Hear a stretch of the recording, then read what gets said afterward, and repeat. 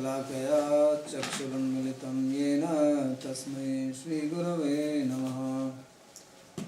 वन्देऽहं श्रीगुरोः श्रीयुतपदकमलं श्रीगुरून् वैष्णवांश्च श्रीरूपं साग्रजातं सहगणरघुनाथान्वितं तं सजीवं साद्वैतं सावधूतं परिजनसहितं श्रीकृष्णचैतन्यदेवं श्रीराधाकृष्णपादान् सहगणललिता श्रीविशाखान्वितांश्च।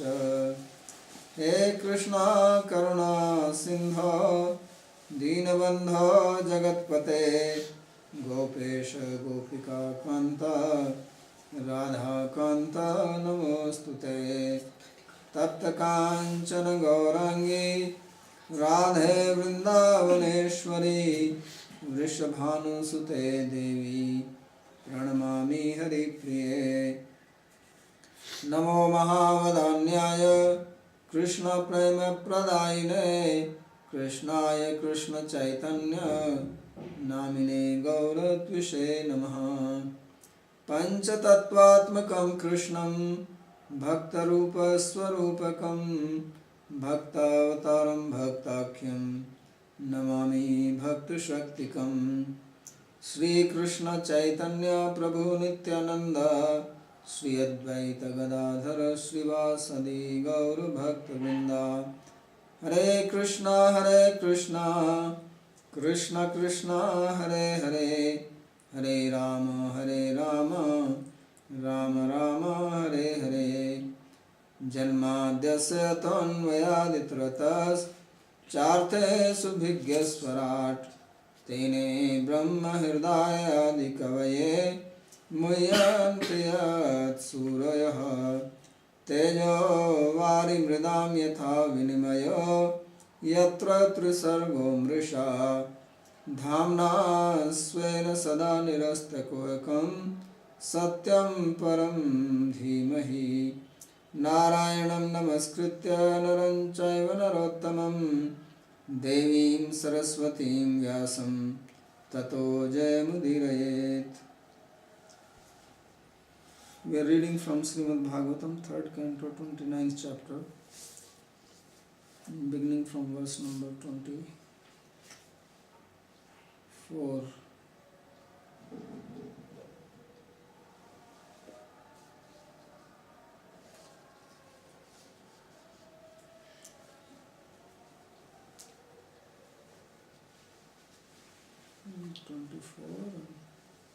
I think it was 23. 23. Okay. Beginning from verse 23. So Lord Kapila is explaining the process of bhakti to his mother, and in the past few verses he is basically explaining that a devotee should see his presence in other living beings and therefore give respect. So our nature is very much influenced by this ignorance because of identifying with the body, and one of the very problematic behavior is this nature of envy. And because Bhagavatam is teaching Bhagavad Dharma, which is the path of love, and love and envy cannot be together. You cannot envy somebody and also love simultaneously. There is no achintya bhena bhed here. It may work somewhere else, but not here. So, and this love, this Bhagavad Dharma, this supreme Dharma, Param Dharma, which means love, This love is for the Supreme Person who is identified here in Bhagavatam as Sri Krishna. So it is basically Krishna Prema, Krishna Priti. And Krishna happens to be everything. That is another problem. So now if he is everything and you want to love him, you have no scope for envy. Right? He is not leaving any ground for you to envy. Okay, this part is here, you can exercise your envy here.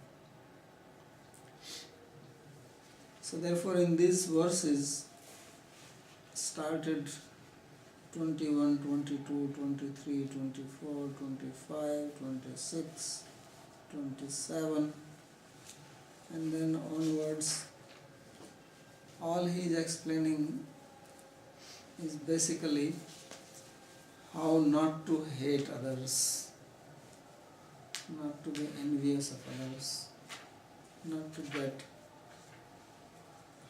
destructive towards others, because they are all manifestation of the Lord whom we want to love. If we do this, then naturally it goes against the principle of love. This is the gist of it. So then how is it possible, how to get rid of this tendency? So you can get rid of this tendency by seeing the person you want to love in all these things. Because obviously we want to be devotee of Krishna, we want to love Krishna, then naturally we don't want to hate Krishna as such, the way he is, the person Krishna. But we have hatred for other beings. So then all these verses are saying to see Krishna in them. So I say that I am situated, I am the Atma, Sarvabhutatma. Or Sarvabhutesu Atma.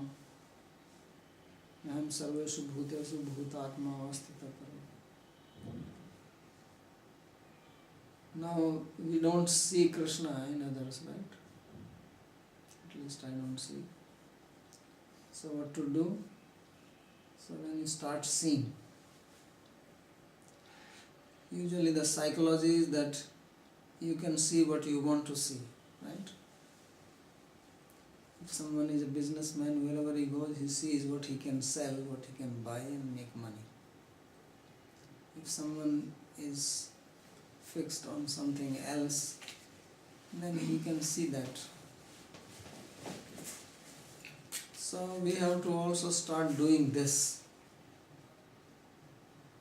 That we don't see Krishna, so start seeing. Even if you don't see, you make an effort to see. So other people are seeing what they want to see, and he is telling what we should want to see. Right? So that is what he is saying. And this will please the Lord. And then what will happen, that actually you will see. So that is the end result. That till, he says, you keep on doing till you start seeing this.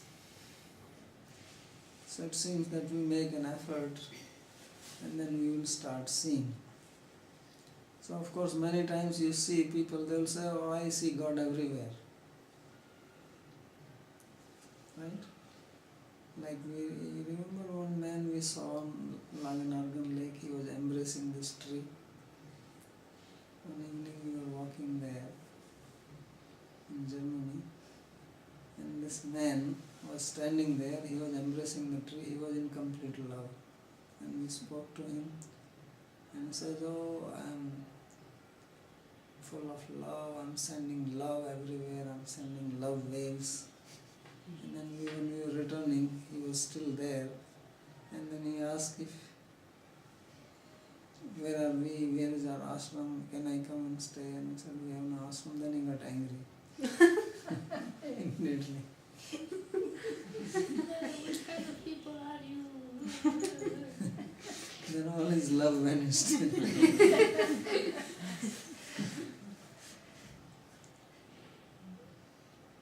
So that we don't have to make a show. But we have to actually practice this. And what he's saying is not some hypothetical situation, because he is the cause of everything that we know. We also studied Sankhya, we have studied Satkaryavad. We know that effect is non-different from the cause, right? So that's why this philosophy is useful, Satkaryavad, that if this is the effect and cause is Krishna, then this is non-different from him. So in the previous verse he said that one who does not see me in everyone and worships the deity form, Archa, then it is Vidambana. It is just like an imitation or a show. It is not real worship, it is not considered as devotion. He said it very openly. Kurte Archa Vidambana. So he is just making a show of worship or an imitation. And he even went up to the extent that it is just like doing a sacrifice in the ashes and not in the fire. Which means it is useless, it is not effective. So now in this verse it says, Dustaha parkaye mam manino bhinna darshinaha bhuteshu baddha vairasya namana shantim richati. He says that Dustaha parkaye mam, that one who hates me, who is situated in the others' bodies and is a bhinna darshi, has a biased vision. Means you see yourself and you see others as different. Means you see yourself as the object of love and you see others as the object of hate. That is the meaning of bhinna darshan. Seeing different. You see that something gives you pleasure and doesn't give pleasure to others. Something which gives you pain and doesn't give pain to others. You know that if you hit somebody or you speak harsh words, it is painful. If someone does that to you, but you do that to someone, then you don't feel anything. And it's called bhinna darshan. And samdarshi means one who understands that if the same thing is done to me, then how do I feel? The other person will also feel the same way, so I should not do it. So dusataha par kaimam, one who is envious of me situated in others' body, manino bhinna darshana bhutesu baddha vairasya, and he has enmity in living beings. And then he says that the mind of such a person will not find peace. Because how can such a mind be peaceful? That's why even in the Yoga Sutras, the first principle is ahimsa.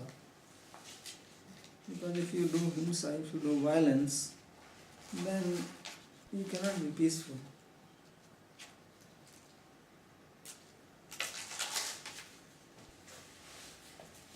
So you want respect for yourself.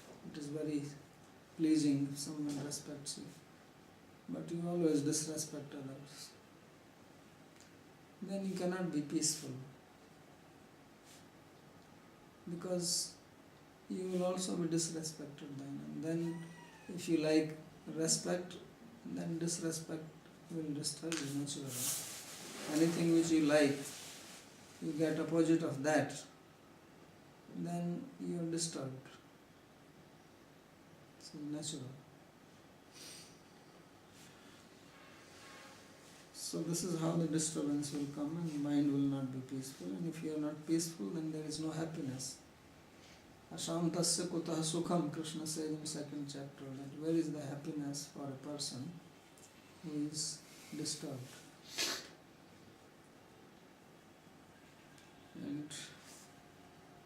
you're disturbed, you are not happy, then how can you do any devotion? So Vishwanath Chakravarti says that bhinna darsina swasya dukkham iva anyasyapi dukkham samanam iti me jante. So a person who does not know that something which is painful to me is also painful to others. So this is a very common thing in the society, that we don't feel the pain of others. Recently there was one article somebody sent me, and this was from Sweden. And there they have some festival that these whales, they come near the beach, and these people, they go inside and they just stab them. And he had sent the photographs, many photographs of the whole. First the photograph was only of water, and the water was completely red. And he was saying, what do you think of this? It is not color, it is blood. And then he showed all these whales, and he was describing how these whales, they are crying, and so many hundreds of people gathered together, and they had some kind of this axe, and they're just cutting these whales for nothing. And they're very happy about it. And these whales are crying, and they die. So they don't feel that this, they also are painful. It's also painful to them. But somehow the intelligence gets covered. If some needle goes in our body, we feel so much pain. So how is it not painful to others when they are crying and making this terrible sound? But this is festival for them. So we know that all kinds of festival are there. There's bullfighting or some other similar sport. So people are enjoying, but somebody is suffering. And no one seems to feel that.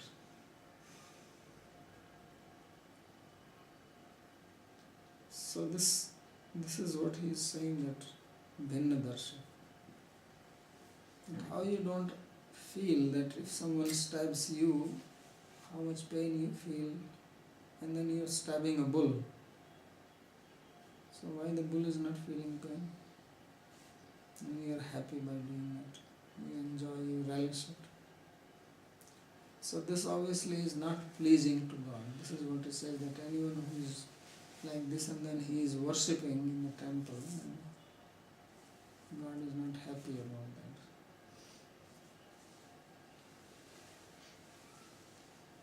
that. Aham uccavachai dravyai kriyot pannaya naghe naiv tushya chito archayam bhutgrama maninaha. So now he makes it very clear that, says my mother, a person who disrespects others, and if he worships me with different types of paraphernalia, different types of material, good, bad, high class, low class, according to the scriptural injunction, so he says, I am not pleased with that person.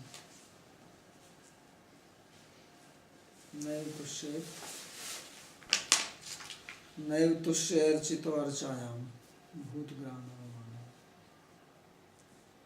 So that's why Krishna Das Kaviraj says that a devotee should have this sloka put in his or her neck.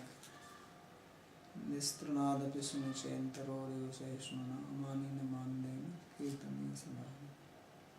Because it has this Amanina Manadena, giving respect to them and not expecting respect. It's very important principle of devotion. Although we tend to forget it. So he says that if one is worshipping me by various activities, using various materials, fruits, flowers, incense, ghee lamp, all that, shodasopchar, but is disrespectful to the other living beings, then it's not pleasing to me. So, avmanino nindaka. Avmanino disregarding here, he comments as one who criticizes others. Nindaka. न तथा तप्यते विद्ध पुमान बाणैर्हि मर्मगैः यथा तुदन्ति मर्मस्था हि अस्तां पुरुषेशः. So he quotes this verse which came earlier, which is like, this is from 11th Canto, 2nd chapter, 33rd verse. It says that a person is not disturbed as much if one shoots the person with arrows which may pierce her vital parts, as he suffers if one shoots the arrows of harsh words. Parusheshava. Parush means hard and Isha means arrows. Means the words of criticism. So, because if you shoot an arrow at somebody, then he can take this arrow out and then put some ointment, the body will heal. If you shoot an arrow of criticism, it's very difficult to heal. That word goes inside and remains there, and you remember it and you feel disturbed. So Draupadi made one statement to Duryodhana, and Duryodhana could not forget that. So how much he tried to take revenge because of that one. So words are very powerful, whether they are words of praise or words of criticism, both ways. They are very powerful. And especially if they are words of criticism, they are more powerful, I think, than praise. Praise, you feel something, then okay, you forget. But if someone says something wrong to you, then that is not easily digestible. If somebody praises you for half an hour and then makes one statement of criticism, then you forget that praise for half an hour. You will remember that one statement. And just see, this fellow said like this about me. So this arrow of criticism is very, very sharp and goes much deeper than the physical arrow. This is what he's saying. Therefore he says that this criticism is more disturbing than hatred. If you hate somebody, that he said was not good. But if you criticize somebody, that is even worse. All the criticism is also out of hate. But if you hate someone, that person does not know this. But if you criticize, then he comes to know, he hears. Otherwise, if you hate someone and you don't speak anything, then the person is okay. You are still keeping the hatred inside you. But when you speak, as if you are releasing that hatred. So this is, as says, this is more than hatred, and more than envy. And thus it is spoken later then. That first he spoke about Dvesha, and now he is speaking about Avmana, disregard, disrespect, which he translates as criticism.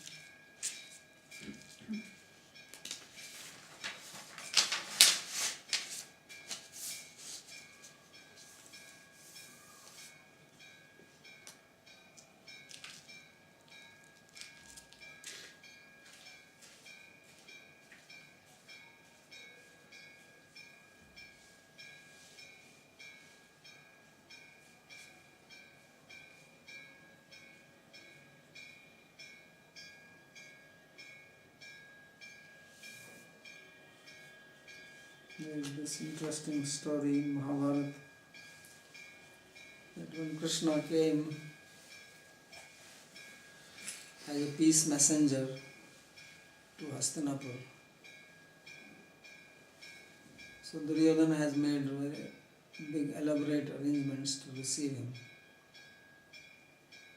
Although he was coming just as a messenger, but he was not an ordinary messenger, he is Krishna. And he is also a relative of Duryodhana. But Duryodhana had in his mind that somehow if I can influence Krishna, he comes on my side. And Pandavas obviously become weak completely. So he made very nice arrangements to receive him and treat him and give him good food. But as every one of you knows that Krishna did not go to his palace and he went directly to Vidura's place and ate some dry chapatis there. So later on Duryodhana, he asked him that why you did not come, we were waiting for you. So Krishna said that I did not come because you hate the Pandavas. So he made a very strong statement. He says, Yotam dvesti samam dvesti mam priya hi Pandava. Says one who hates Pandavas, he hates me. And Pandavas are very dear to me. So obviously, how can you eat in the house of a person who hates you?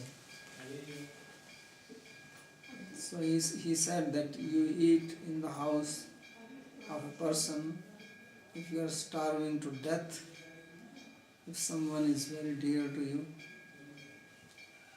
So, and you have, and third, if you have no other place to get food. So he says that I was not starving to death, you don't like me and I can find another place. So he showed this practically that if you hate especially the devotees, then he is not happy. Even if you give him the best meal, he is not interested in it. So Pandavan Dusse Rajan, Pandava hi mama priya. He says, O king, you hate Pandavas and they are very dear to me.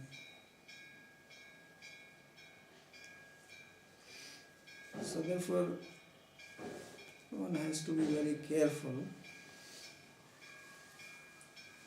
But later on he will raise this question that how we have to live them.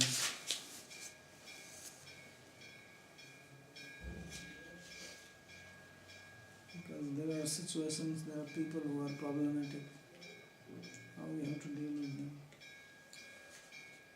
Archado archayet tavad ishwaram mam swakarma krit yavanna veda swahridi swarubhute swavastitam. He said one should continue to worship me in the form of deity by performing one's own duties. And how long one has to do it? As long as one does not realize me situated in the heart and situated in the heart of everyone.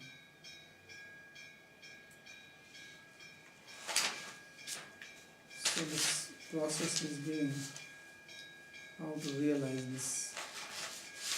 So Vishwanath Chakravarti says that Suddha Bhakti Matam tu Swataiva Suddha Antakaranatvat Prani Matra Avagya Praya no Sambhavet. Says one whose heart is pure and one who is performing pure devotion, then heart of such a person is pure, and therefore generally he says that such a person will not disrespect anyone. And if someone is a devotee, then why would he disrespect someone? But those who are doing karmishra bhakti, those who are performing devotion and also following their own prescribed duties, Then it says for them this is possible that they will disregard others. So yavad antakaranasya asuddhis tastra suddhau satyam tu sanatishtaiti. So as long as a person's heart is not clean, then one is going to disregard others.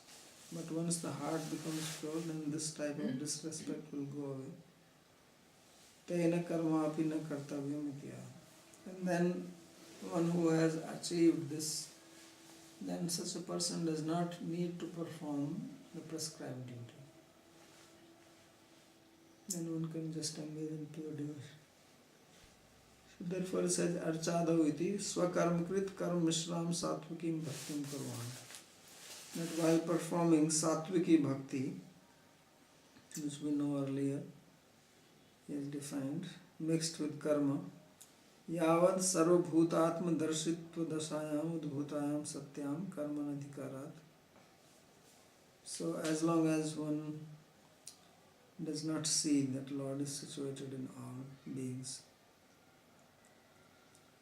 So when one starts seeing this, then one does not have the adhikar to engage in karma. Swakarma krit kintu gyan mishram bhaktim kurvanam madarchayam mahavarchayam. Then one should worship me with gyan mishra bhakti and not with karma mishra. So this is how he explains.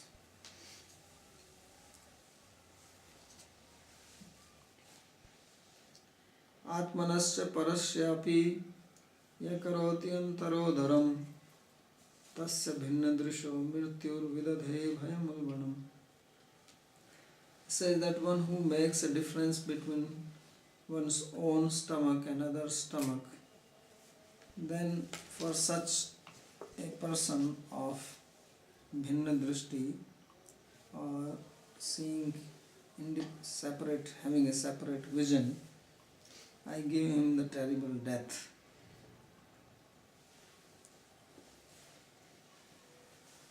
So this is mainly about eating now, because eating is very important. Food is a very important principle. Without food we cannot survive. Annamaya hi ayam purusha. So we are made of food and everybody survives on that. So if we have food, we eat and we don't care about other person who also may be living with you. So you are bothered about only your own belly and not about the other's belly, that how you suffer when you are hungry, how you feel. Nasti kshuda samam dukkham. There is no bigger misery in this world than hunger. Of course, those who are having lack of fire in their stomach, they may not realize the statement. But who have not achieved 40 years of age yet, they will know what the statement means. After 40, it's different. So, nasti kshuda samam dukkham. Hunger is the great misery. When you are hungry, then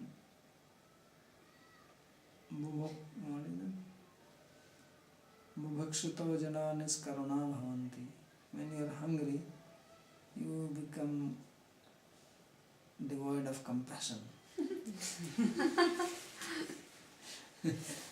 Like some food is there, you are hungry, now you don't care about anybody. You jump onto it. So hunger has its own psychology, hunger psychology.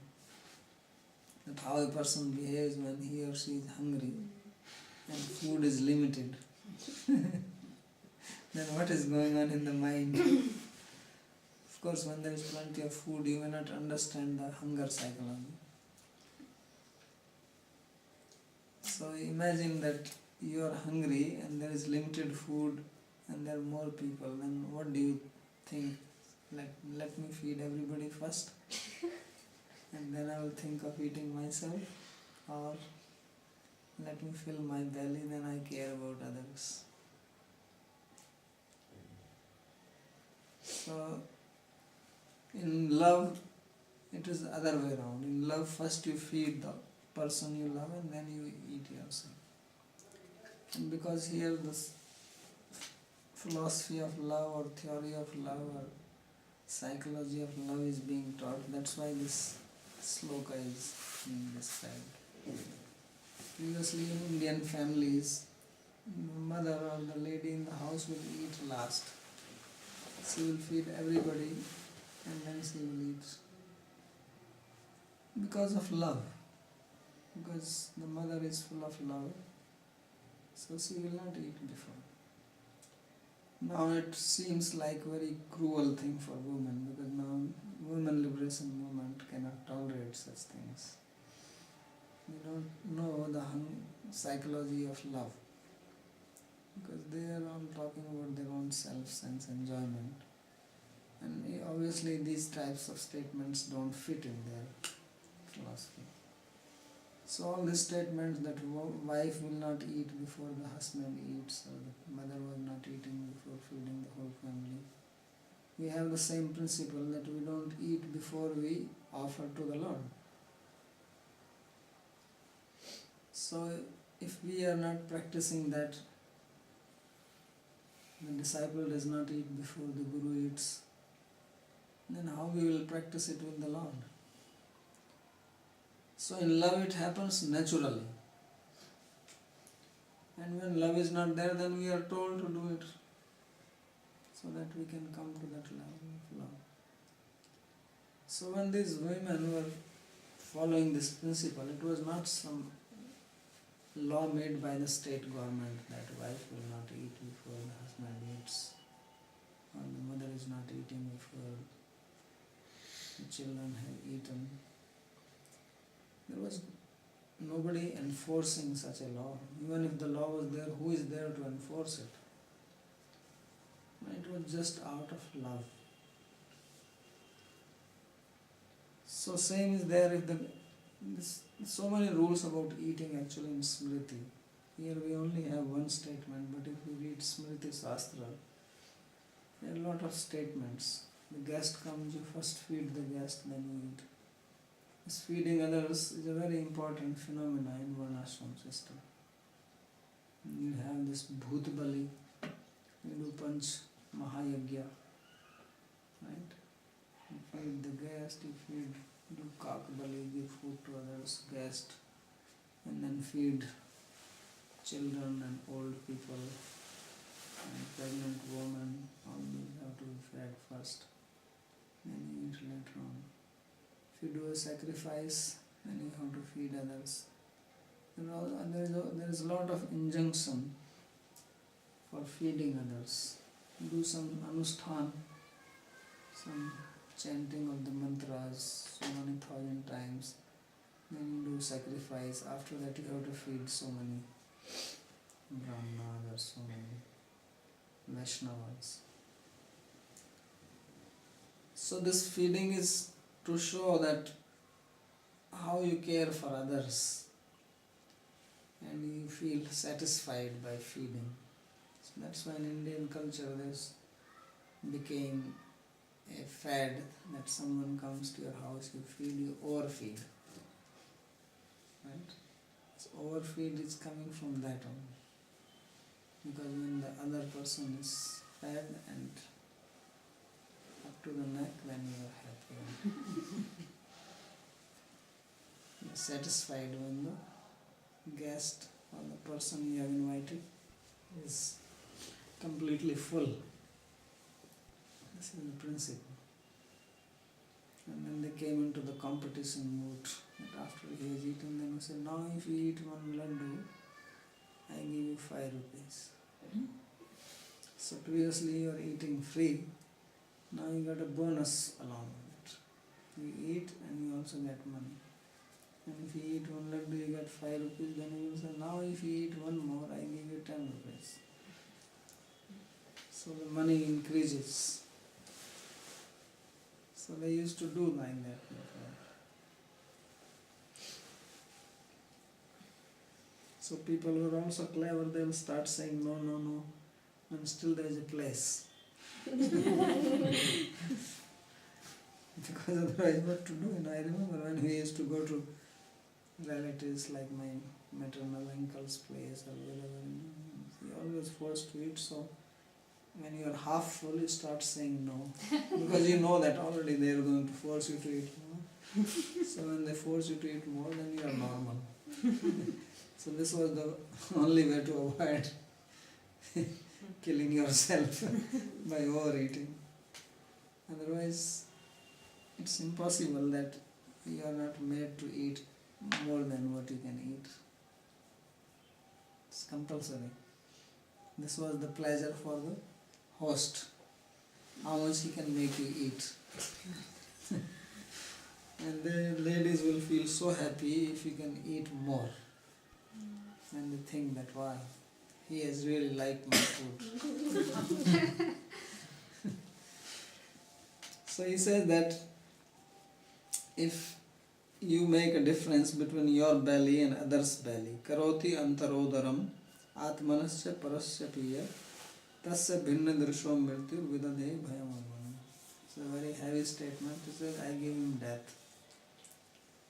Terrible death. Ulbanam means terrible. So Vishnath Chakravarti says that Atmana udaram parasya piduram yantara bhinnam karoti tasya mrityu swarupo ahami. Says one who makes a difference between his own belly and the other's belly, for him I am in the form of death. Says death is me only. Udaram khalu jahranal jwala yuktam. He says that the belly has the fire, the flame coming from the fire of digestion. There is a flame burning inside. Yatha atmanes tatha parasyapi. So you have to know that as it is in my stomach, it is also in the others. Only thing is that if you have indigestion, then it is a problem. Then you will think, I have indigestion, others also have indigestion. I eat little food and I avoid heavy sweets, all this, because I cannot digest, so I will not give them to others also. So somebody who has a strong pitta and is craving for sweet is, say, what is this host? He's giving you one chapati and then he's asking, you want more? Why is he being so miser? I need at least 10 more. And if he's asking after one, how can I eat 10? I will also feel shy then. So this is not for such people. It is for those people who actually have good appetite, like Jaro Prabhu. So you can really eat and have a competition also. Right? Without competition also he can eat. So, iti gyatva kshudhartham jivam atmanam iva bhojayet. So knowing this, then one should feed the person who is troubled by hunger as one would feed oneself. Like how would you feed yourself when you are very hungry? They say that, what is that? Hungry like a horse, or I can eat horses, what is it? They're saying Wolf, like a wolf. like a wolf. Yeah. So wolf, it's Bhima is called Rikodara.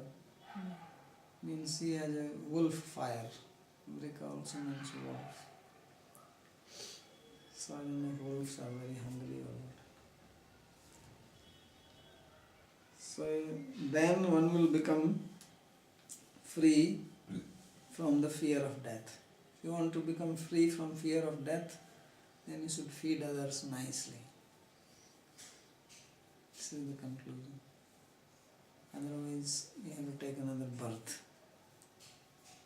So in Vaishnavas, this is very common, always feeding. Especially there is one sampradaya called Ramananda Sampradaya, that Acharya who came 2 days ago. In Ramananda Sampradaya, this feeding sadhus is their main seva. Right? Like in Gaudiya Sampradaya, doing kirtan is considered as the supreme seva. That you do bhajan, you do chanting, mantra, or kirtan. So much stress is given to this. In Ramananda Sampradaya, they give so much stress just feeding the sadhus.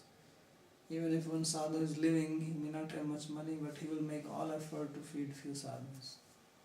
So they regularly, there are few ashrams here in Vrindavan, any sadhu goes, they will feed. Every day they feed hundreds of sadhus. It's like their very important service. But 27, he says, Atman sarva bhuteshu bhutatmanam kritalayam arhe nidana manabhyam metrya bhinnena chakshusha. Says, therefore, one should respect by charity, by honoring, with the vision of seeing them one with oneself and as a friend, and do this because I am in all beings, who have made my abode in all beings, kritalayam, bhutatmanam kritalayam. So in other words, he says that you respect everyone because I am situated in all beings. So Vishwanath Chakravarti Thakur, he makes a very interesting point here, which may be in your mind also. It says, Nanu prithvivyam anantayeva kshodhartha jiva. It says that on earth there are unlimited living beings who are hungry. Dogs are hungry, cats, other animals, cows in the street, so many are there. So te bhojai taram sutva tat samipa ahintyeva. Now if they come to know that this person is feeding, then they will all run to her. And let's go there, we will get food. So then you will be in a situation you cannot feed everybody. So all people start coming here, then how you feed? So tan bhojetum ka khalu ranti dev nirpaiva dharyam dhatte. He says, who is there who will feed all these people and remain patient like Ranti Dev? So you know the story of Ranti Dev, that he was fasting for 40 days, he got some food and some guest came. So he divided the food, gave half to him and half for himself and the family. Then when he wanted to eat the remaining, then somebody else came, and it went on till he did not even have water. So who will do like this?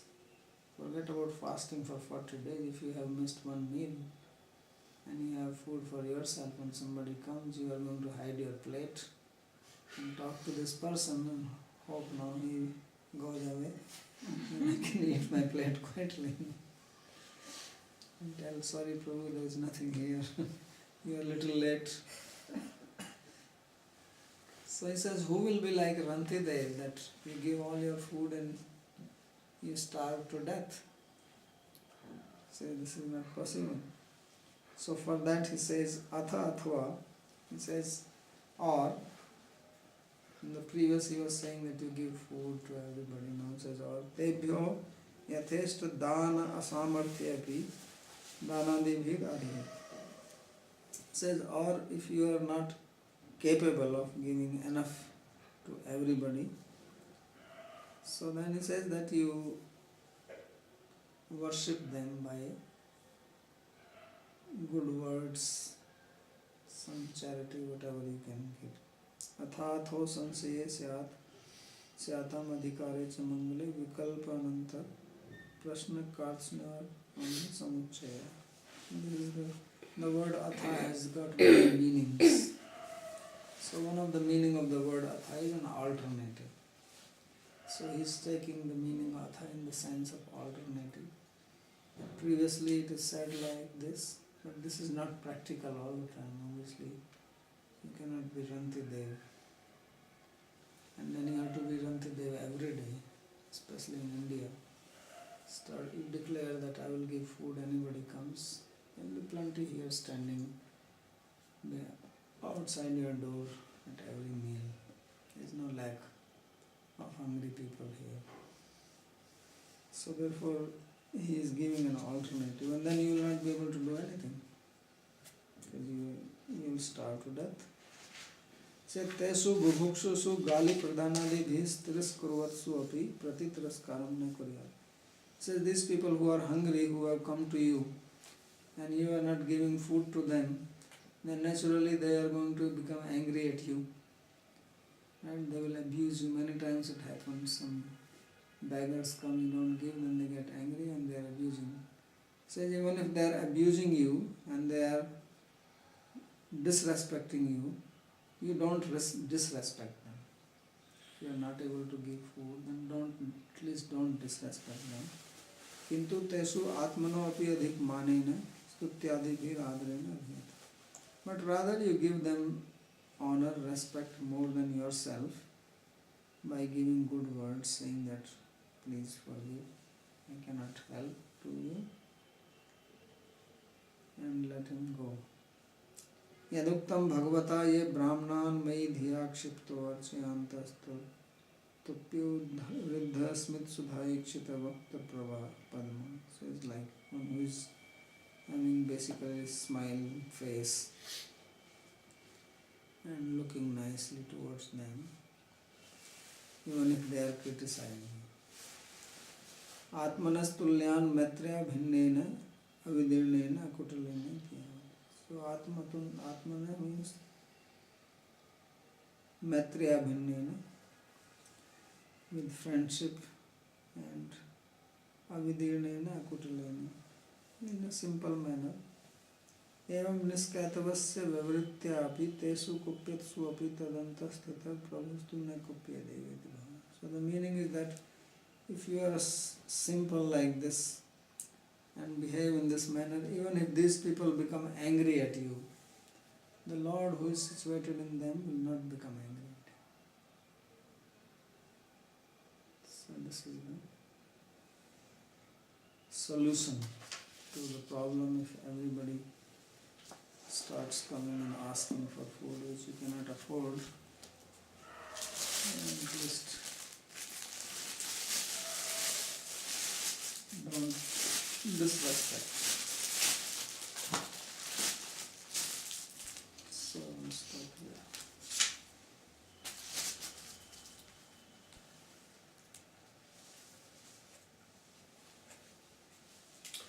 Yes, my question is, in the beginning of the class you were saying we should see Krishna everywhere, like a businessman who sees money everywhere. So, but we don't really have, experience of Krishna like a businessman has experience of money.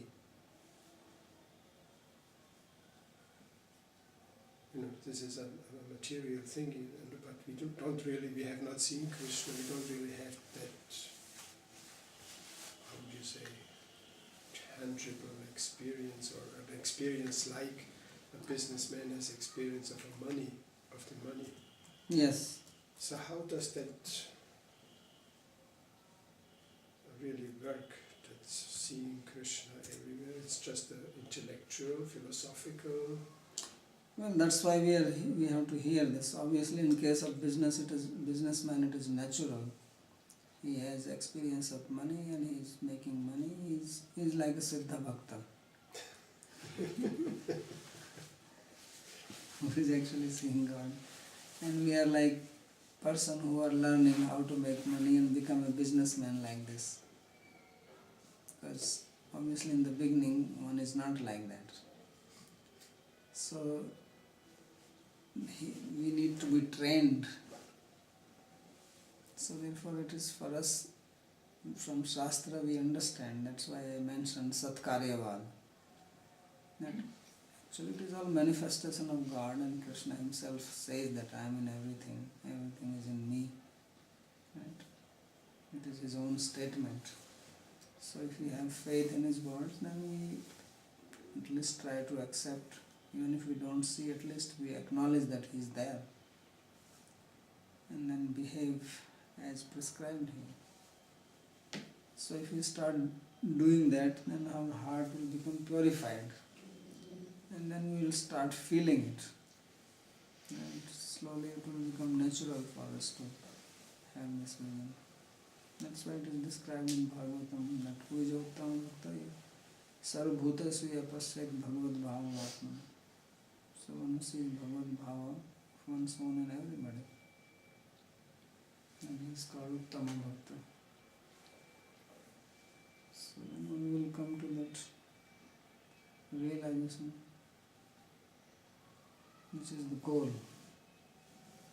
So the sadhaka in the beginning, he relies on the Shastric statement, and at the same time he practices the behavior as if, and that brings him to the actual experience. Yeah.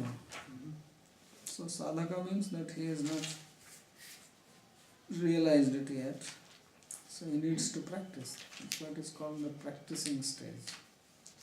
And by practicing, one will come to when it will become your bhav, it will become natural. And I also have a question about this criticizing that was mentioned. Yes. No, it's also said that to call a thief is not criticizing. So where do you draw the line? Where does criticizing really start?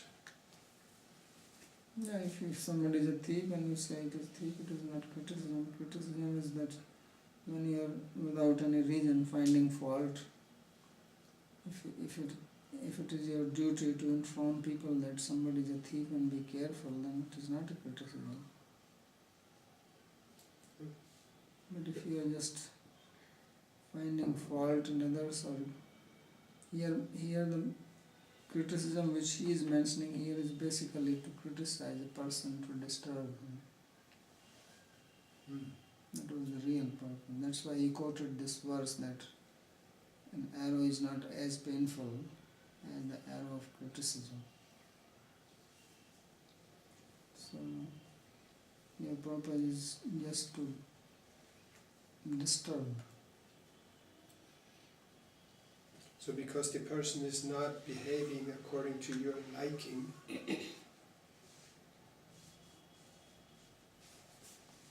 Yeah.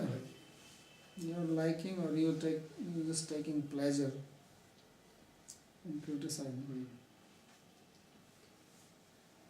And another question I have is this worshipping with Gyan Mishra Bhakti, so the worshipping Sattva.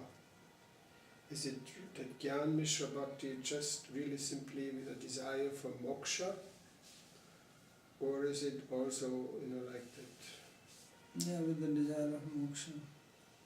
Which in Jnana is very dominating, this self-realization thing. Yeah, it's basically to attain liberation.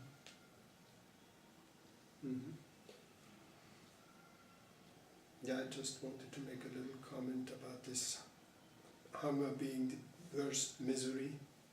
Yes. Because once I met a person who was imprisoned in a concentration camp during the Second World War in Germany, and he really told me how terrible this is.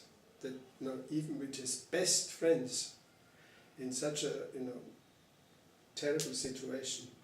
They were fighting over just some crumbles of bread and would risk having the other person killed. Or some people even just jumping to the electric fence because they could not tolerate the hunger anymore. So it is indeed the greatest misery. Yeah, if actually one has experienced it, it is quite painful. And he said your mind becomes like an animal. My father told me he was eating insects and spiders. He was a little boy and he was so hungry, he was eating insects. So it really destroys a person's discrimination. Yeah, Then they were the mind becomes totally occupied by no, that. it is true. Concept of pig. They were eating their own stew. Everybody who can survive is only because of that.